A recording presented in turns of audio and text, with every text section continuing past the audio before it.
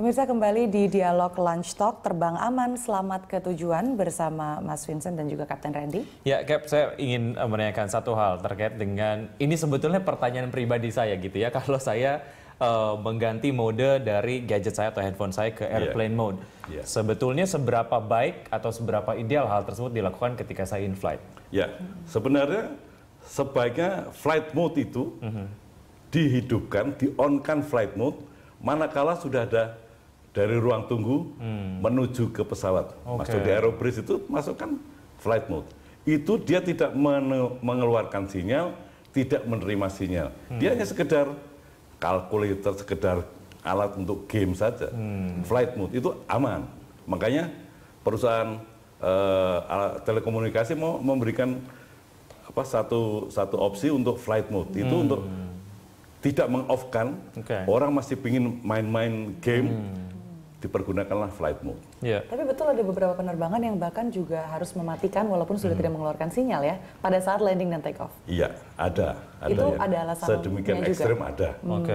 Tapi sebetulnya dengan flight mode saja sudah cukup. Ada perusahaan mau diganggu orang ya juga bisa pakai flight mode. Perusahaan tertentu di luar negeri, mereka dulu kan ada seat belt dan no smoking. Semua pesawat sekarang no smoking. Jadi instead of no smoking sign, mereka ada gambar handphone, ada crossnya.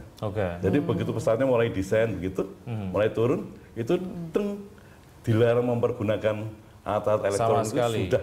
Dengan mode apapun, tidak boleh? Iya, cross gitu. Baik, ya Mas Vincent, terkait dengan beberapa peraturan-peraturan ini gitu ya, sebetulnya seberapa baik sih kemudian teman-teman yang sering menggunakan bepergian menggunakan pesawat, penumpang pesawat ini akhirnya mau mengikuti aturan-aturan yang sudah ada standar, dan ini kan memang harus disadari gitu ya, karena ini untuk keselamatan bersama.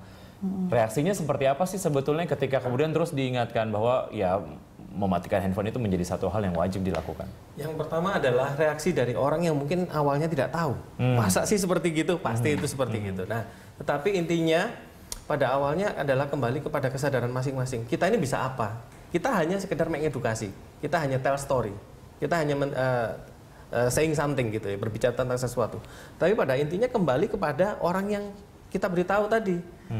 Semua itu perkara mental. Bagaimana kita menyadari bahwa itu harus dilakukan atau tidak. Revolusi mental. Iya. Tapi sejauh ini sih ketika kita bicara mengenai konsekuensinya, kalau kita tetap menyalakan handphone ketika kita terbang, ini bisa menjadi satu hal yang cukup parah efeknya gitu ya. Ditakutkan seperti itu. Ini kan pelanggaran atau himbauan ya juga datang dengan konsekuensi kalau misalkan dilanggar. Menurut Anda hukum kita ini sudah menawarkan hukuman yang cukup membuat jera kalau misalkan sejumlah tata tertib ini dilanggar oleh penumpang?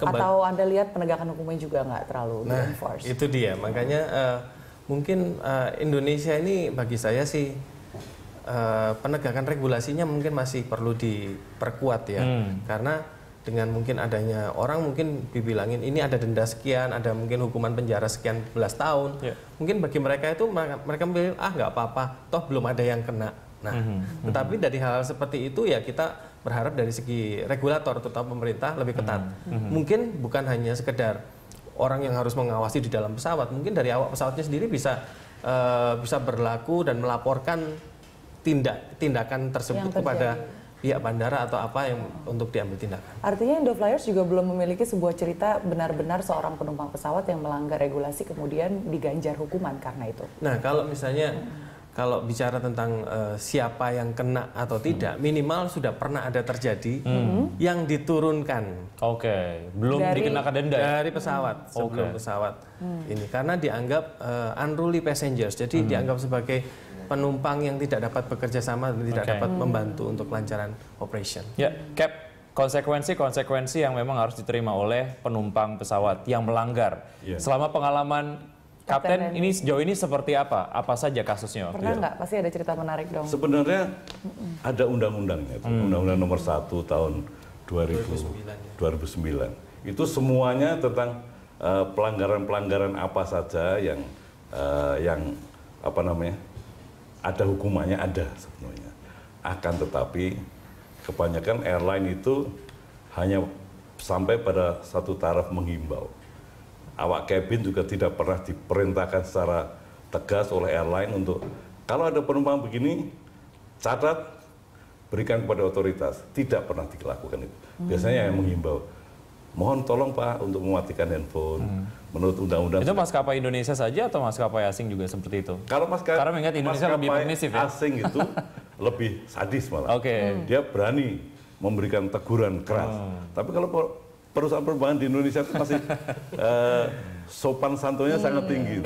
Mohon Pak, mohon. Kalau di luar negeri nggak mohon, matikan, switch it off.